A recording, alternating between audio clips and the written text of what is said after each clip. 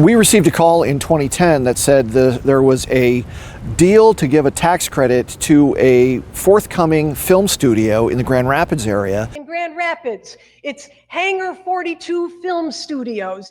So we took the initiative and started doing a great deal of research. We were pretty aggressive about calling those who might be part of the transaction on the private side and on the public side at the film office and at the Michigan Economic Development Corporation, which is basically the state's jobs agency. They try to create jobs where they think none might exist or fewer would exist. What we found is that no one would talk to us in the private sector or in the public sector with the state government, and we were ignored for so long. We finally published an essay and video that simply raised questions about the transaction. But those questions led to greater demand for answers.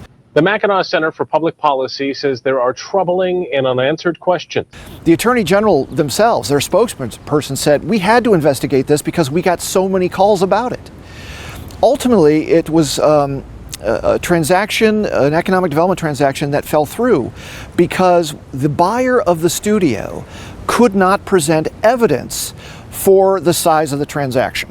We ultimately saw this result in felony charges against two participants in the transaction, though the judge ultimately threw those out in the middle of witness testimony, asserting that there just wasn't enough evidence to continue.